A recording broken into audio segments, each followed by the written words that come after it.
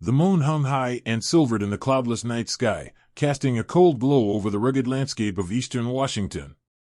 John and Lisa drove through the darkened countryside, their car's headlights slicing through the thick veil of night. The Scablands stretched out before them, an ancient, eerie terrain sculpted by the violent forces of nature. They had set out late from Spokane, hoping to reach their weekend getaway near Palouse Falls before midnight. The winding road was deserted, and the silence inside the car was only broken by the steady hum of the engine and the occasional rustle of wind against the windows. Lisa glanced at the map on her phone, the blue dot inching along the lonely highway. "We should be there in about an hour," she said, her voice barely breaking the stillness. John nodded, his hands gripping the steering wheel. "I can't wait to get there. This drive is longer than I remembered." As they drove deeper into the Scablands, the landscape grew increasingly strange. Towering basalt columns cast long shadows, and vast, rocky plains seemed to stretch endlessly into the darkness.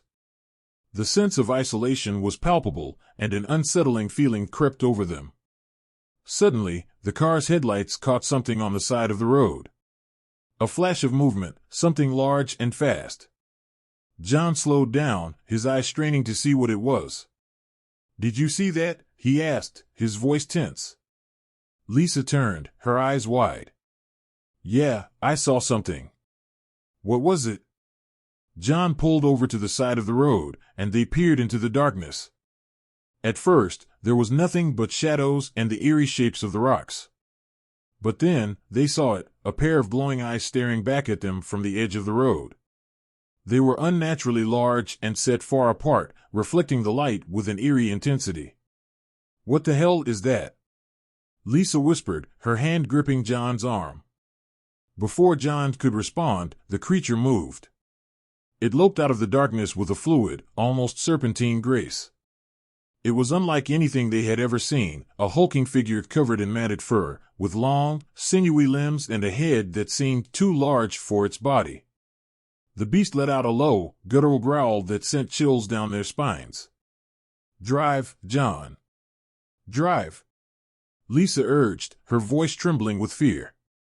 John didn't need to be told twice.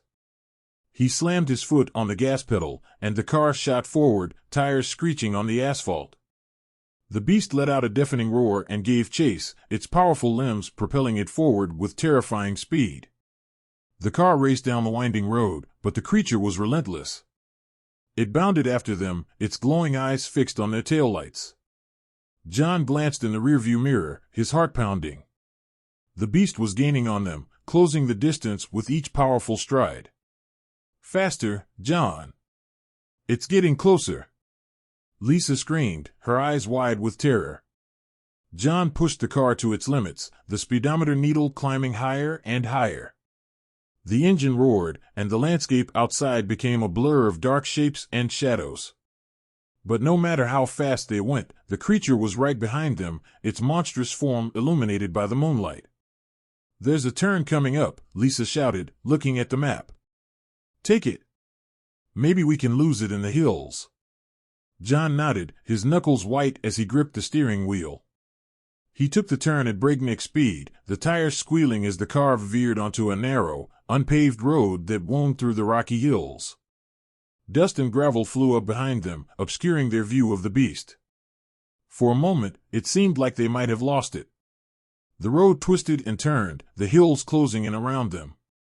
But then, just as they began to hope, they heard it, the pounding of heavy footsteps, the low growl echoing through the night. The creature was still on their trail, relentless and undeterred. "There's a fork ahead," Lisa said, her voice shaking. "Left or right?" "Left," John decided, swerving onto the narrower path. The road grew rougher, the car bouncing and jolting as they sped through the uneven terrain. The headlights cast long shadows on the rocky outcrops, and the sense of isolation deepened. The beast let out a furious roar, its frustration evident. It was losing ground, but it was far from giving up. John and Lisa clung to their seats as the car careened through the rugged landscape, the night closing in around them like a suffocating shroud. The road narrowed even further, becoming little more than a dirt track winding through the desolate hills. The car's tires kicked up clouds of dust, and the engine strained against the rough terrain. They had to slow down, and John knew it. The beast would catch them if they couldn't find a way to shake it off. "There's a canyon up ahead," Lisa said, her voice tense. "If we can get through it, maybe we can lose it in the maze of rocks." John nodded, steering the car towards the looming shadows of the canyon. The walls rose up around them, towering and oppressive. The path twisted and turned, a labyrinthine route through the ancient rock formations. They navigated the tight corners and narrow passages, the car's headlights casting eerie, dancing shadows on the canyon walls. But the beast was still there, its guttural growls echoing through the narrow passages. It was closer now, its massive form a dark silhouette against the moonlit sky. They could feel its presence, a malevolent force pursuing them with unrelenting determination. "There's a tunnel ahead," Lisa said, pointing. "Maybe we can hide in there." John didn't hesitate. He drove the car into the tunnel, the darkness swallowing them whole.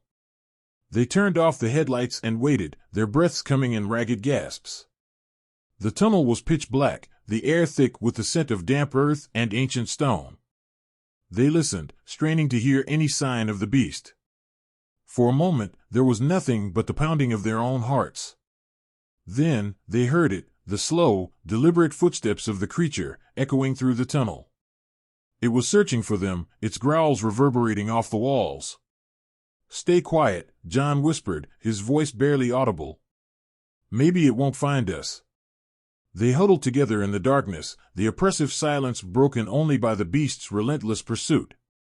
It moved slowly, its footsteps growing louder as it neared the entrance of the tunnel. They held their breath, hoping against hope that it would pass them by. But the beast was cunning. It paused at the tunnel's mouth, sniffing the air. Its growls grew louder, more menacing. It knew they were there, hiding in the darkness. It let out a deafening roar, and then they heard it, the sound of claws scraping against stone, growing closer and closer.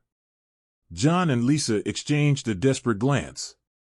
They had to move, had to find a way out. They crept deeper into the tunnel, the darkness pressing in around them. The beast followed, its growls a constant reminder of the danger lurking just behind them. They stumbled through the pitch-black passage, their fingers tracing the rough walls for guidance. The tunnel twisted and turned, a labyrinthine network of passages that seemed to go on forever. The beast's growls grew fainter, but they knew it was still there, hunting them. At last, they saw a faint glimmer of light ahead. They hurried towards it, their breaths coming in ragged gasps. The tunnel opened up into a vast cavern, its walls glittering with mineral deposits. A narrow shaft of moonlight pierced the darkness, illuminating a path through the cavern. "We need to get out of here," John said, his voice urgent. "Maybe there's another exit." They followed the path of light, their footsteps echoing through the cavern. The sense of foreboding was overwhelming, the oppressive darkness pressing in on them. They reached the far end of the cavern and found another passage, a narrow, winding tunnel that seemed to lead upwards. "This way," Lisa said, her voice filled with a mixture of hope and desperation. They climbed the narrow passage, the walls closing in around them. The air grew colder, the darkness more impenetrable. They pushed forward, driven by the primal need to escape. The passage twisted and turned, the climb growing steeper with each step. At last, they saw it, a faint glimmer of light, the promise of escape. They hurried towards it, their hearts pounding with anticipation. The passage opened up, and they emerged into the cool night air. They were standing on a rocky outcrop, the vast expanse of the Scablands stretching out before them. But the sense of relief was short-lived. They heard it, the beast's roar, echoing through the night. It had found them. They turned to see its massive form emerging from the tunnel, its glowing eyes fixed on them with malevolent intent. "Run!" John shouted, grabbing Lisa's hand. They scrambled down the rocky slope, their feet slipping on the loose gravel. The beast roared again, and they could hear its heavy footsteps pounding after them. They ran through the night, the Scablands a dark, unforgiving landscape around them. They had no direction, no plan, only the desperate need to escape.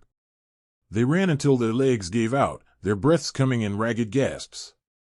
The beast was relentless, its glowing eyes a constant reminder of the danger pursuing them. As they reached a small cluster of rocks, they turned to face their pursuer.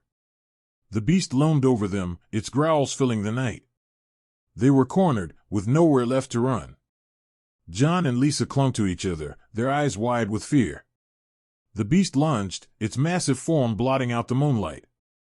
They screamed, their voices lost in the vast, empty expanse of the Scablands. The night closed in around them, and then there was only silence. John and Lisa were never seen or heard from again. Their car was found abandoned on the side of the road, the doors open and the engine still running. The Scablands kept their secret, the ancient landscape silent and unyielding.